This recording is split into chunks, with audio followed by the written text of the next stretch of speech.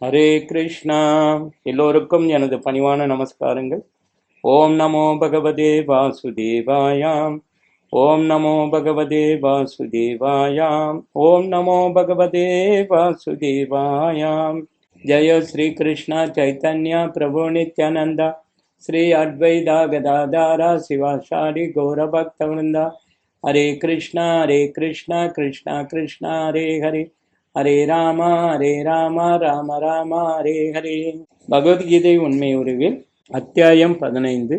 அத்தியாயத்தின் தலைப்பு புருஷோத்தம யோகம். பதம் 6. மொழிபெயர்ப்பும் பொருளுரையும் வழங்கியவர் ஏசி பக்திவேதாந்த சுவாமி ஸ்ரீல பிரபுபாதா, அகில உலக கிருஷ்ணா பக்தி கழக ஸ்தபகாச்சாரியார். எனது அந்த பரம வாசஸ்தலம் சூரியனாலோ சந்திரனாலோ நெருப்பினாலோ மின்சாரத்தாலோ ஒளியூட்டப்படுவது இல்லை.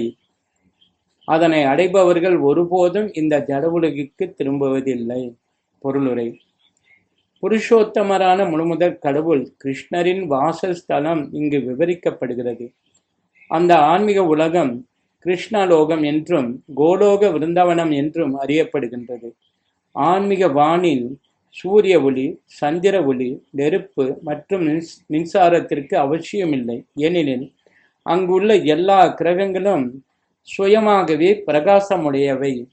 இப்பிரபஞ்சத்தில் சுயமாக பிரகாசிக்கக்கூடிய கிரகமாக சூரிய கிரகம் மட்டுமே உள்ளது. ஆனால் ஆன்மீக வானில் உள்ள எல்லா கிரகங்களும் சுயமாக பிரகாசிப்பவை. வைகுண்டங்கள் என்று அழைக்கப்படும் அந்த கிரகங்களில் பிரகாசமே பிரம்மஜோதி எனப்படும் பேரொளியாகும். உண்மையில் அந்த ஒளி கிருஷ்ணரின் லோகமான கோலோக விருந்தாவனத்திலிருந்து வெளிவருகின்றது. ஒளிரும் அந்த ஜோதியின் ஒரு பகுதி மகா தத்துவத்தினால் அல்லது ஜட உலகினால் மறைக்கப்பட்டுள்ளது. இதை தவிர அந்த ஒளிரும் வானத்தின் பெரும்பாலான பகுதி வைகுண்டங்கள் என்று அழைக்கப்படும் ஆன்மீக கிரகங்களால் நிறைந்துள்ளது. அவற்றில் முதன்மையானது கோலோக விருந்தாவனம். இந்த இருண்ட ஜட உலகில் இருக்கும் வரை ஜீவாத்மா கட்டுண்ட வாழ்வில் உள்ளான். ஆனால் இந்த ஜட உலகின் பொய்யான திரிப்படைந்த மரத்தை விட்டுவிட்டு ஆன்மீக வானத்தை அடைந்தவுடன் அவன் முக்தி பெறுகின்றான். பின்னர் அவன் மீண்டும் இங்கு வருவதற்கான வாய்ப்பு இல்லை. கட்டுண்ட வாழ்வில் உயிர்வாழி தன்னை இந்த ஜட உலகின் எஜமானனாக கருதுகின்றான். ஆனால் முக்தி பெற்ற நிலையிலோ அவன் ஆன்மீக ராஜ்யத்தில் நுழைந்து பரமபுருஷருடன் உறவு கொள்கின்றான். அங்கே அவன் நித்தியமான ஆனந்தம், நித்தியமான வாழ்வு மற்றும் நித்தியமான ஞானத்தினை அனுபவிக்கின்றான். இத்தகவலை கேட்டு ஒருவன் கவரப்பட வேண்டும். அந்த நித்திய உலகிற்கு தன்னை மாற்றிக்கொள்ளவும் உண்மையில் இந்த பொய்யான பிம்பத்திலிருந்து தன்னை விடுவித்துக் கொள்ளவும் அவன் ஆர்வத்துடன் இருக்க வேண்டும்.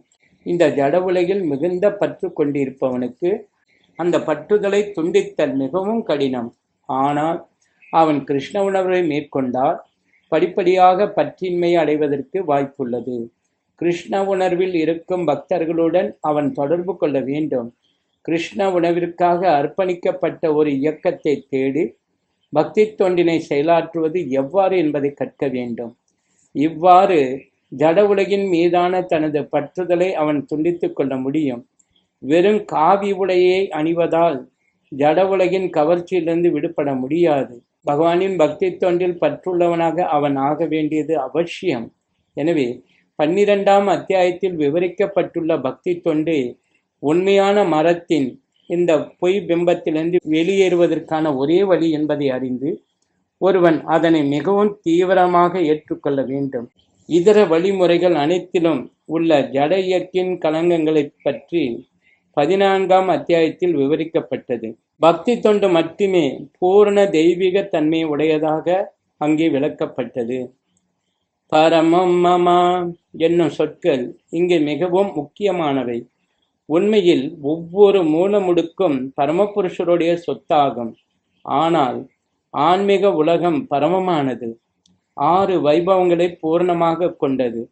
ஆன்மீக உலகில் சூரிய ஒளி, சந்திர ஒளி அல்லது நட்சத்திரங்களில் அவசியம் இல்லை என்று கட உபனிஷத்திலும் 2:2:15 கூறப்பட்டுள்ளது.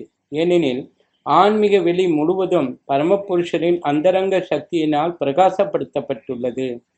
சரணடைவதால் மட்டுமே அந்த பரம வாசஸ்தலம் அடையப்படக்கூடியது, வேறு வழிகளால் அல்ல. பதம் 7. மொழிபெயர்ப்பு.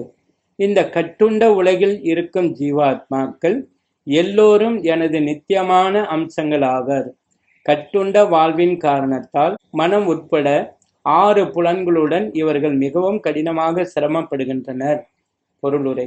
இந்த பதத்தில் ஜீவாத்மாவின் அடையாளம் மிக தெளிவாக கொடுக்கப்பட்டுள்ளது. ஜீவாத்மா பரமபுருஷரின் நித்தியமான அம்சமாகும். கட்டுண்ட வாழ்வில் அவன் தனித்தன்மையை ஏற்பதோ, பிறகு முக்தி பெற்ற நிலையில் இறைவனுடன் ஒன்றாகி விடுவதோ அல்ல.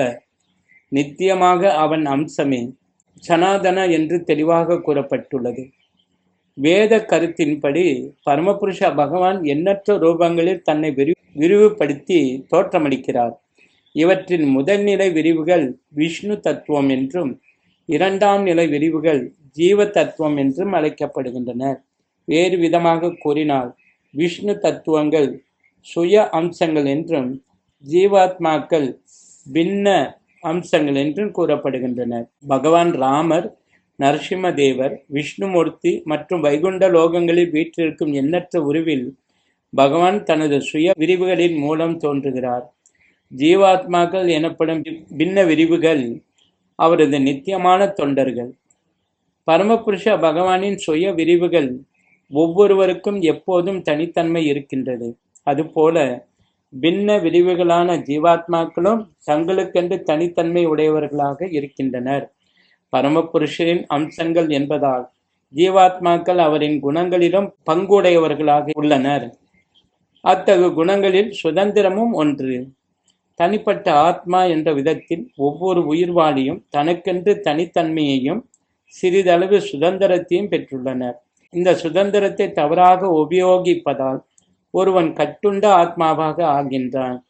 இதே சுதந்திரத்தை சரியாக உபயோகிப்பதால் ஒருவன் எப்போதும் முக்தி பெற்ற நிலையில் உள்ளான். 2 நிலைகளிலும் அவன் பரமபுருஷரை போன்று தன்மையில் நித்தியமானவன். முக்தி பெற்ற நிலையில் அவன் ஜட வாழ்விலிருந்து விடுபட்டு இறைவனுடைய தெய்வீக தொண்டில் ஈடுபட்டுள்ளான். கட்டுண்ட வாழ்வில் அவன் ஜட இயற்கையின் குணங்களினால் ஆதிக்கம் செலுத்தப்பட்டு இறைவனுடைய திவ்யமான அன்பு தொண்டினை மறக்கின்றான்.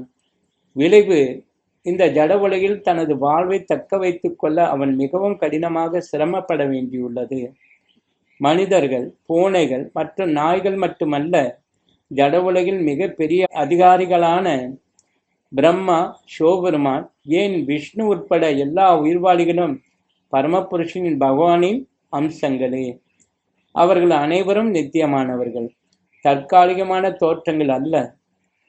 கர்ஷத்தி, அதாவது சிரமப்படுதல் அல்லது கடினமாக உழைத்தல் என்னும் சொல் மிகவும் முக்கியமானது.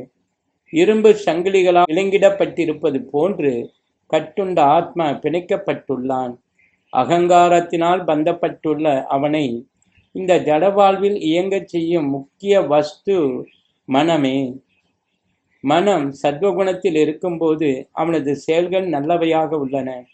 மனம் ரஜோகுணத்தில் இருக்கும்போது அவனது செயல்கள் தொல்லை கொடுப்பவையாக உள்ளன. மனம் தமோகுணத்தில் இருக்கும்போது அவன் கீழ்நிலை உயிரினங்களுக்கு பிரயாணம் செய்கின்றான். அவ்வாறு இருப்பினும் மனதாலும் புலன்களாலும் ஆன ஜட உடலினால் மறைக்கப்பட்டுள்ள கட்டுண்ட ஆத்மா முக்தி பெறும்போது அவனது ஜட உடல் அழிவுற்று ஆன்மீக உடல் அதன் தனிப்பட்ட தகுதிகளுடன் தோன்றுகின்றது என்பது இப்பதத்திலிருந்து தெளிவாகிறது. மத்யாந்திநாயன ஸ்ருதியில் பின்வருமாறு தகவல் காணப்படுகின்றது. இங்கு கூறப்பட்டுள்ளது என்னவெனில், உயிர்வாளி இந்த பௌதிக பந்தத்தினை கைவிட்டு ஆன்மீக உலகில் நுழையும் போது அவன் தனது ஆன்மீக உடலை மீண்டும் பெறுகின்றான். மேலும் அவன் தனது ஆன்மீக உடலில் புருஷோத்தமரான முழுமுதற் கடவுளை நேருக்கு நேராக காண முடியும். நேருக்கு நேராக அவரிடம் பேசவும் அவரிடமிருந்து கேட்கவும் அவரை உள்ளபடியே புரிந்து கொள்ளவும் அவனால் முடியும். ஸ்மிருதியிலிருந்தும் இதனை புரிந்து கொள்ள முடியும். ஆன்மீக உலகங்களில் வாழும் ஒவ்வொருவரும் புருஷோத்தமரான முழுமுதற் கடவுளை போன்றே உடல்களில் வாழ்கின்றனர். உடல் அமைப்பை பொறுத்தவரை அம்சங்களான ஜீவாத்மாக்களுக்கும் விஷ்ணுமூர்த்தியின் விரிவுகளுக்கும் எந்த வேறுபாடும் இல்லை. வேறு விதமாக கூறினால், புருஷோத்தமரான முழுமுதற் கடவுளின் கருணையால் முக்தியின் போது உயிர்வாழி ஆன்மீக உடலை பெறுகின்றான். மமைவாம்ஷா, அதாவது பரமபுருஷரின் அம்சங்கள் என்னும் சொற்களும் மிக முக்கியமானவை. பரமபுருஷரின் அம்சங்கள் உடைந்து போன ஜடப்பொருளின் பகுதிகளைப் போன்றவை அல்ல. ஆத்மாவை துண்டுகளாக வெட்ட முடியாது என்பதை நாம் ஏற்கனவே 2ஆம் அத்தியாயத்தில் புரிந்து கொண்டோம். இந்த நுண்ணிய பகுதியை ஜட ரீதியில் உணர முடியாது. துண்டுகளாக வெட்டப்பட்டு மீண்டும் ஒன்றாக சேர்க்கப்படும் ஜட பொருளை போன்றதல்ல ஆத்மா. அத்தகைய கருத்து இங்கே பொருந்தாது. ஏனெனில் ஷனாதனா அல்லது நித்தியமான என்னும் சமஸ்கிருத சொல் இங்கே உபயோகிக்கப்பட்டுள்ளது. நுண்ணிய பகுதியும் நித்தியமானது. 2ஆம் அத்தியாயத்தில் ஆரம்பத்தில் ஒவ்வொரு தனிப்பட்ட உடலிலும் பரமபுருஷரின் நுண்ணிய பகுதி உள்ளது. அந்த நுண்ணிய பகுதி பௌதிக பந்தத்திலிருந்து முக்தி பெறும்போது ஆன்மீக வானிலுள்ள ஆன்மீக கிரகத்தில் தனது சுய ஆன்மீக உடலை மீண்டும் பெற்று பரமபுருஷரின் உறவை அனுபவிக்கின்றான். இருப்பினும் இங்கு புரிந்து கொள்ளப்படுவது என்னவெனில், தங்கத்தின் அம்சங்களும் தங்கமாக இருப்பது போல பகவானின் நுண்ணிய அம்சங்களான உயிர்வாளிகளும் தன்மையில் அவரை போன்றவர்களே. श्री श्रीमद् भगवद गीता की जय, श्रील प्रभुपाद की जय, गौर प्रमानंदे, हरे बोल।